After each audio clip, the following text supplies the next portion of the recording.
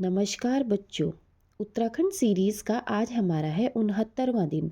आप सभी जानते हैं कल से शुरू किया हमने परीक्षा वाणी अध्याय 4 का भाग 1, जिसमें हम पढ़ रहे हैं वर्तमान में उत्तराखंड की ज्योग्राफी के बारे में।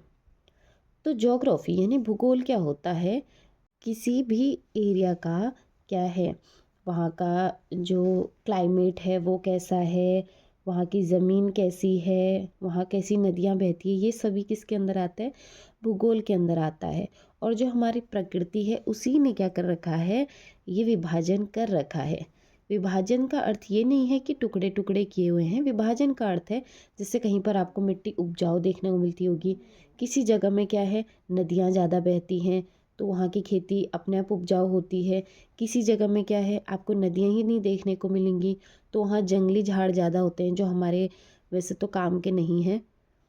इसी प्रकार से हम अभी पढ़ रहे हैं उत्तराखंड के भौगोलिक विभाजन के बारे में। तो जो बंटवारा है, जो बांटा गया है उत्तराखंड को 8 भौगोलिक क्षेत्रों में बांटा गया है। जो है सर्वप्रथम गंगा का मैदानी क्षेत्र। गंगा का मैदानी क्षेत्र मतलब आप समझेंगे हरिद्वार का जो दक्षिणी भाग है उससे। दूसरा आता है तराई वाला क्षेत्र, लोलैंड एरिया। तीसरा है भाबर क्षेत्र यानी कि भाबर रीजन। चौथा है शिवालिक क्षेत्र, द शिवालिक रेंज। पांचवा है दून द्वार या दून रीजन कहेंगे।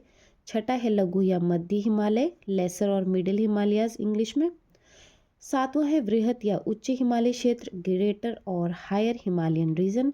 और लास्ट हमारा है ट्रांस हिमालय क्षेत्र, ट्रांस हिमालयन रीजन। अब जो क्षेत्र हैं ये दक्षिण से उत्तर की तरफ है, यानी गंगा मैदानी क्षेत्र दक्षिण में है। फिर उसके ऊपर आपको तराई क्षेत्र देखने को मिलेगा, उसके ऊपर आपको भाबर क्षेत्र देखने को मिलेगा, कुछ इस प्रकार से। ये उत्तराखंड के मानचित्र में मैंने सिर्फ आपको एक रफ वे में समझाने की थोड़ी कोशिश करी है। थोड़ा ऊपर नीचे हो सकता है लेकिन कुछ कुछ आप समझ पाएंगे। जो हरिद्वार का ये दक्षिणी क्षेत्र आता है ना, ये आता है हमारा गंगा के मैदानी क्षेत्र में।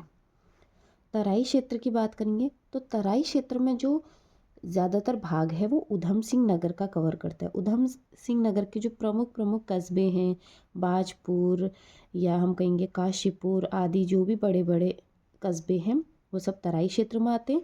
इसके अतिरिक्त हरिद्वार का जो उत्तरी भाग है वो, और पौड़ी गढ़वाल का जो दक्षिणी थोड़ा सा भाग है, ये किसके अंदर आता है, तराई क्षेत्र में आता है। अब तराई क्षेत्र क्या होता है अभी बताएंगे आपको।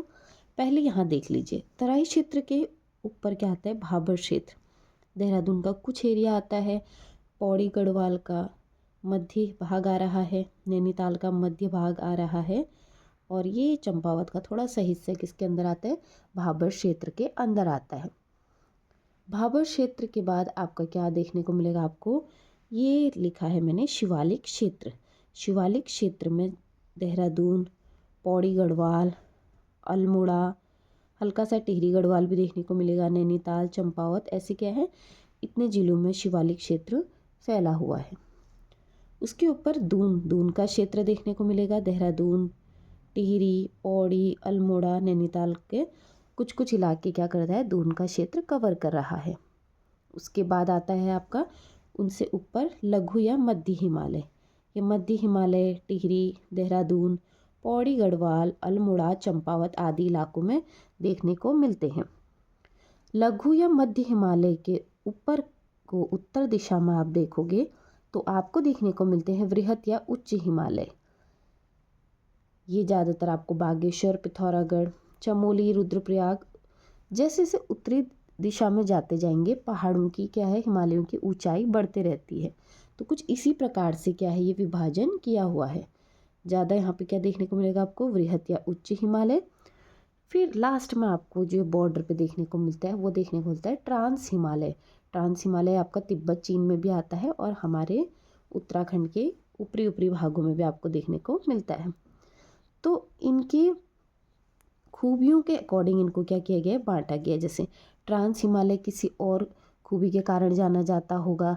गंगा का मैदानी क्षेत्र अब पूरा प्लेन है, ये एरिया पूरी प्लेन्स है, ठीक है। और यहाँ पे पहाड़ियाँ देखने को मिलेंगी, यहाँ पे बर्फ़ की पहाड़ियाँ देखने को मिलेंगी, यहाँ पे आपको ऊंची ऊंची पहाड़ियाँ देखने को मिलेंगी, यहाँ पे आपको कंकड़ पत्थर वाली जगह देखने को मिलेंगी। तो सब जगह पर एक जैसी खेती तो नहीं हो सकती, और सब जगह पे एक जैसा क्या नहीं हो सकता, रहन सहन नहीं हो सकता। तो कुछ इस प्रकार से किए गए हैं 8 भागों में हमारे उत्तराखंड के भौगोलिक विभाजन। अभी भी मैं आपको एक ही चीज़ कहूँगी कि जो मैप है ये एक रफ मैप है, सिर्फ आपको समझाने के लिए कोशिश करी है कि कैसे सबसे दक्षिण, फिर उसके ऊपर, फिर उसके ऊपर क्या क्या आता है, ये आप बता सकें। जैसे आपसे पूछा जाए भाबर क्षेत्र कहाँ पर है, तो आप बोल सकते हैं कि शिवालिक क्षेत्र के दक्षिण और तराई क्षेत्र के उत्तर के बीच में जो क्षेत्र आता है उसको भाबर क्षेत्र कहा जाता है। वैसे ही दून या द्वार कहाँ पे आता है, शिवालिक क्षेत्र के उत्तर में, और लघु या मध्य हिमालय के दक्षिण में। इनके बीच में आपको देखने को मिलेगा दून क्षेत्र। तो ये रफ मैप से आपको एक छोटा सा आइडिया हो जाएगा कि कहाँ पर क्या है, कौन सा क्षेत्र देखने को मिलता है। अब एक एक कर हम जानेंगे इन क्षेत्रों के बारे में। भौगोलिक विभाजन में सबसे पहले बात करेंगे गंगा के मैदानी क्षेत्र के बारे में। तो गंगा नदी और मैदानी क्षेत्र से आपको समझ में आ रहा होगा कि मैदानी क्षेत्र में हमारे राज्य के 2 जिले आते हैं, एक ऊधम सिंह नगर और दूसरा हरिद्वार। तो ऊधम सिंह नगर में गंगा का दूर दूर तक कोई निशान आपको देखने को नहीं मिलता है। तो जो गंगा का मैदानी क्षेत्र है वो हरिद्वार का दक्षिणी क्षेत्र आता है, यानी कि जो दक्षिणी हरिद्वार का अधिकांश भाग है वो क्या है, गंगा का मैदानी क्षेत्र का हिस्सा है। गंगा आदि नदियों द्वारा लाए गए महीन कणों, कांप, मिट्टी, कीचड़, बालू से क्या बना है, गंगा का मैदानी क्षेत्र बना है। कोई भी नदी जब बहती है तो अपने साथ छोटे मोटे पत्थर लेके आती है, विभिन्न प्रकार की मिट्टी बहाते हुए लेकर आती है। तो जब पहाड़ों से गंगा आती है तो अपने साथ बहुत सारी क्या उपजाऊ मिट्टी लेकर आती है, और उसी से क्या बनता है, गंगा का मैदानी क्षेत्र बना है। गंगा के मैदानी क्षेत्र में 2 तरह की मिट्टी पाई जाती है, एक खादर मिट्टी, दूसरी बांगर मिट्टी। खादर मिट्टी आपको वहाँ पर देखने को मिलेगी जहाँ पर क्या होता है, बाढ़ आती है। बाढ़ प्रवण क्षेत्र में आपको खादर मिट्टी देखने को मिलेगी, और बांगर मिट्टी आपको देखने को मिलेगी गैर बाढ़ वाले क्षेत्र में जहाँ पे बाढ़ नहीं आती है। गंगा का जो मैदानी क्षेत्र है वो क्या है, उपजाऊ क्षेत्र है, क्योंकि इसकी जो मिट्टी है वो क्या है, खेती के लिए बहुत ही लाभदायी है। तो यहाँ पे क्या होता है, गन्ना, गेहूँ, धान आदि क्या है, मुख्य फसलें हैं कहाँ की, गंगा के मैदानी क्षेत्र की। अब गंगा के मैदानी क्षेत्र में जो खास कस्बे आते हैं वो आता है हरिद्वार का लक्सर और रुड़की आदि कस्बे किसके अंदर आते हैं, गंगा के मैदानी क्षेत्र में आते हैं। नक्शे में भी मैंने आपको दिखाया था, ये है आपका गंगा का मैदानी क्षेत्र। जो उत्तराखंड के 8 भौगोलिक विभाजन हैं उसमें से सबसे पहले हमने पढ़ा गंगा के मैदानी क्षेत्रों के बारे में। इसके बाद गंगा के मैदानी क्षेत्र के उत्तर में आता है हमारा तराई क्षेत्र। हरिद्वार गंगा मैदान के ठीक उत्तर में आया है हमारा तराई क्षेत्र। तराई क्षेत्र में आता है पौड़ी, गढ़वाल और नैनीताल जिले का दक्षिण का हिस्सा, और ऊधम सिंह नगर का अधिकांश हिस्सा क्या है, तराई क्षेत्र में आता है। इसकी चौड़ाई 20 से 30 किलोमीटर की है। अब निर्माण की बात करेंगे कि तराई क्षेत्र कैसे बना। तो जो महीन कणों वो अवसादों से हुआ, परंतु बारिश वर्षा से अधिक होने के कारण भूमि दलदली हो गई। कहने का अर्थ है गंगा के मैदानी क्षेत्र की तरह ही जो तराई क्षेत्र है उसका भी जो निर्माण है वो महीन कणों और नदियों के द्वारा लाए गए बालू, काप, मिट्टी, इनसे ही इसका भी निर्माण हुआ था। लेकिन जो तराई क्षेत्र है यहाँ पे क्या होती है, बारिश अधिक होती है, तो वर्षा अधिक होने के कारण यहाँ की जो मिट्टी है वो दलदली सी हो गई है। इसीलिए ये मिट्टी और ये क्षेत्र गंगा के मैदानी क्षेत्र से अलग हो जाता है। तराई क्षेत्र में और ख़ास क्या बात है, इस क्षेत्र में पाताल तोड़ कुएं मिलते हैं। पाताल तोड़ कुएं का अर्थ है ये एक आर्टिफिशियल कुएं हैं, मतलब यहाँ पे आपको ना पंप लगाने की ज़रूरत है ना मोटर लगाने की ज़रूरत है। कुछ हिस्सों में देखा गया है कि ज़मीन से ऊपर को क्या है, ज़मीन के नीचे इतना पानी है कि वो फोर्स से क्या होता है, बाहर को आता है, उसी को कहा जाता है पाताल तोड़ कुएं। अब तराई क्षेत्र की मिट्टी भी उपजाऊ है गंगा के मैदानी क्षेत्र की तरह, इसीलिए क्या है यहाँ पे धान, गन्ने की खेती सर्वाधिक होती है। इसके अतिरिक्त गेहूँ, आलू भी क्या है, तराई क्षेत्र के मुख्य फसल हैं। तराई क्षेत्र में हमारा आता है औरंगाबाद, ज्वालपुर, सितारगंज, बाजपुर, खटीमा, रुद्रपुर, काशीपुर आदि कस्बे किसके अंदर आते हैं? तराई क्षेत्र के अंदर आते हैं। और यहाँ पर सर्वाधिक धान व गन्ने की खेती देखने को मिलती है। तराई क्षेत्र की एक बात ये भी है कि यहाँ पे क्या है, खेती इतनी अच्छी होती है कि यहाँ पे लोग क्या है, खेती की वजह से ज़्यादा रहते हैं। यहाँ के उपजाऊ मिट्टी के कारण, यहाँ के वातावरण के कारण क्या है, यहाँ पे जो जनघनत्व है वो काफ़ी ज़्यादा है।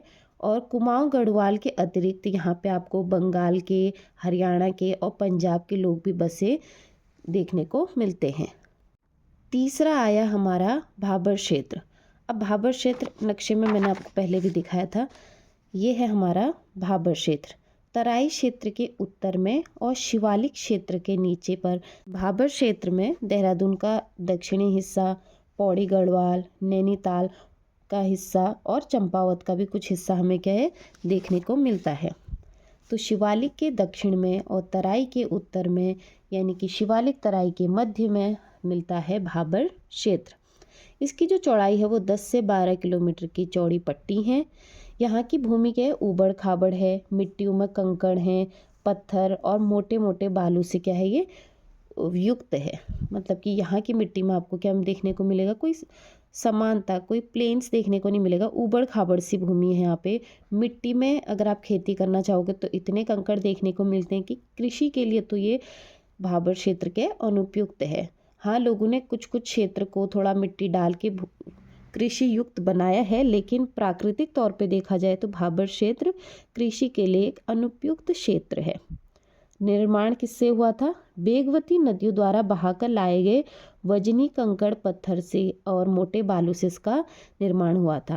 पहले यहाँ पर कभी बेगवती नदी बहा करती थी तो वो क्या है, अपने साथ क्या है, बहुत बड़े बड़े वजनदार कंकड़ पत्थर, मोटे मोटे बालू लेकर आई थी, अपने साथ बहाकर लाई थी, जिससे भाबर क्षेत्र का निर्माण हुआ था।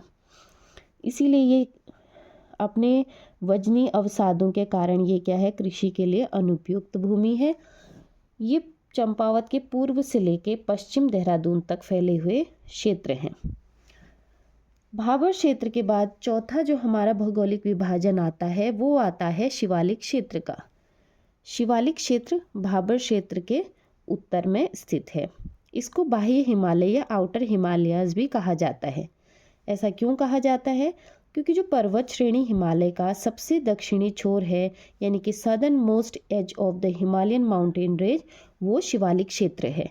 इसीलिए इसको बाह्य हिमालय कहा जाता है, क्योंकि जो हमारे हिमालय की श्रेणी है उसका सबसे दक्षिणी भाग हमारा शिवालिक क्षेत्र है।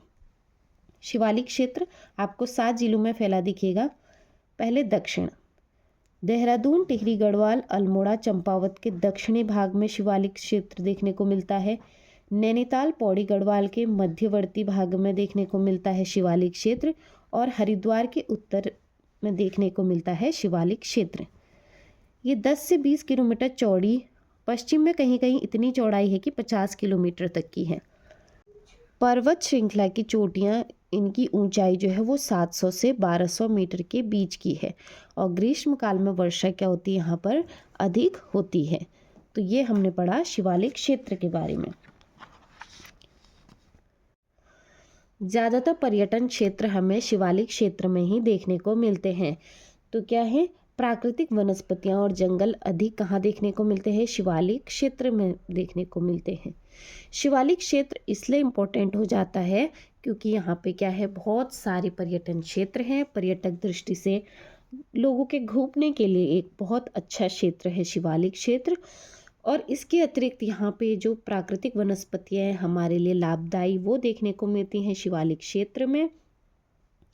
यहाँ पर शीशम, सेमल, आंवला, बांस, साल, सागौन आदि निचले भागों में, नीचे के इलाकों में आपको ये वृक्ष देखने को मिलेंगे।